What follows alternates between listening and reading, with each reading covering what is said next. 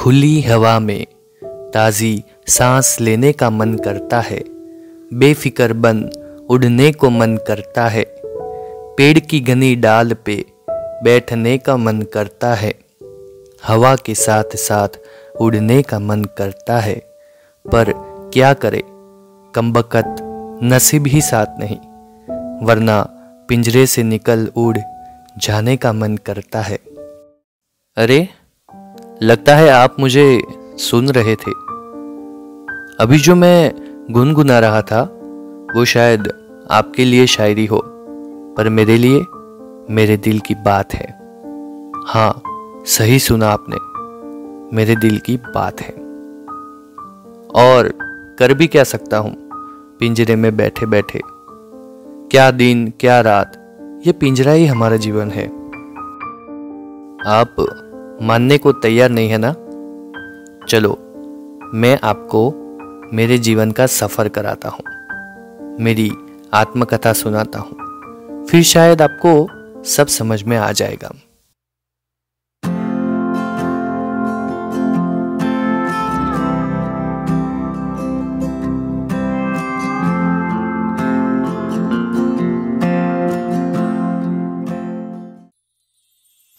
आज से कुछ साल पहले मैं जनवरी महीने में पैदा हुआ था। मेरी माँ ने बताया कि हम 3 से 4 भाई बहन थे, पर बाकी लोग पैदा होते ही मर गए और मैं अकेला बच गया था। आपको पता है, जब हम अंडे से बाहर निकलते हैं तो आपकी उंगली की साइज से भी छोटे होते हैं। हम छोटी सी चीज से चिपक गए और सांस नहीं ले सके तो मर जाते हैं। कुछ ऐसे ही मेरे 3 भाई बहनों के साथ हुआ था। मैं एक तोते पालने वाले व्यक्ति के वहां पैदा हुआ था। वो व्यक्ति तोते को पालता और बड़ा होने पर उसे बेच देता। एक बड़ा सा पिंजरा हुआ करता था, उसके अंदर मटका या और कुछ बना देते, जिसमें तोते की माँ अंडे देती। कभी कभार अंडे से बच्चे को बाहर निकलने में तकलीफ होती तो तोते पालने वाला व्यक्ति वो अंडे को काटकर बच्चे को बाहर निकाल देता। एक दिन की बात है, तोते वाला व्यक्ति आया और उसने बड़े वाले पिंजरे से मेरी माँ को बाहर निकाला और छोटे वाले पिंजरे में डाल के ले गया। मुझे कुछ समझ में नहीं आ रहा था तो मैं कुछ नहीं बोला।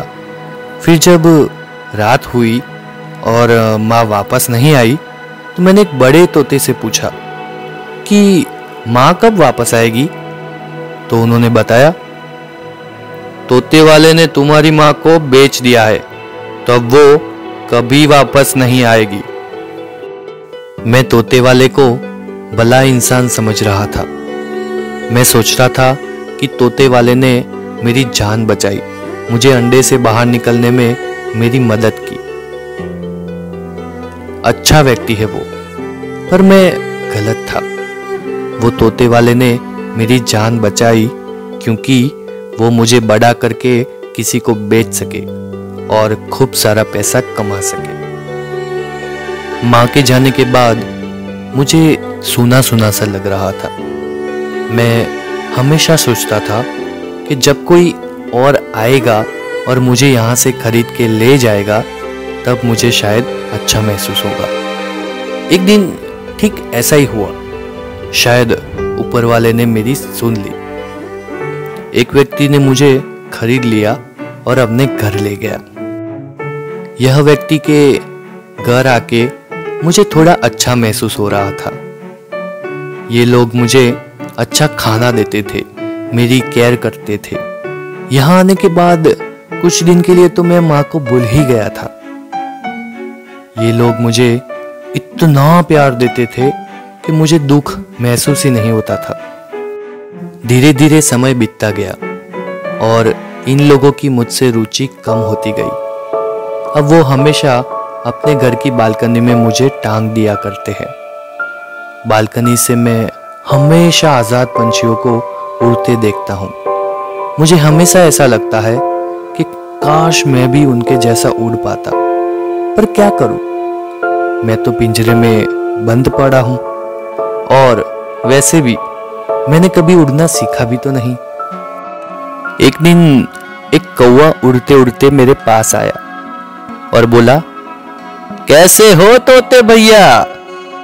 मैंने कहा, आप देख ही रहे हो, पड़ा हूं बेबस होके पिंजरे में। फिर कौवा कुछ नहीं बोला, वो बिल्कुल शांत रहा। तो मैंने उसको पूछा, कैसा लगता है जब आप ऊपर आसमान में उड़ते हैं? तो कौवे ने कहा, हम तो रोज आसमान में ऐसे ही उड़ते हैं, ऊपर से नीचे की दुनिया देखते हैं, जहां मन किया वहां चले जाते हैं, कभी पेड़ पे तो कभी किसी के घर पे, जो मिला वो खा लेते हैं, और हम अपनी मर्जी के मालिक है भैया। मुझे दुखी देख कौवा वहां से उड़ गया। काश मैं भी ऐसे उड़ सकता, काश मैं भी ऊपर से दुनिया देख सकता, पर शायद मेरे नसीब में ये सब नहीं लिखा है, इसीलिए मैं यहाँ पिंजरे में पड़ा हूं। अब मुझे लगता है काश वो इंसान ने मुझे अंडे से ना निकाला होता, मेरा ऐसा हाल तो ना होता। मेरे बाकी के तीनों भाई बहन शायद नसीब वाले थे जो पैदा होते ही मर गए। अगर वो भी आज जिंदा होते तो वो भी अपने आप को बहुत कोसते। पता नहीं कोई मुझे यहां से आजाद करेगा कि नहीं, शायद पूरी जिंदगी ऐसे ही पिंजरे में बितानी पड़ी। अब मैं आप पे सब छोड़ रहा हूं, बताओ क्या आप मुझे यहां से आजाद करेंगे? Guten Abend, gute Nacht, mit Rosen bedeckt, mit Näglein bestellt.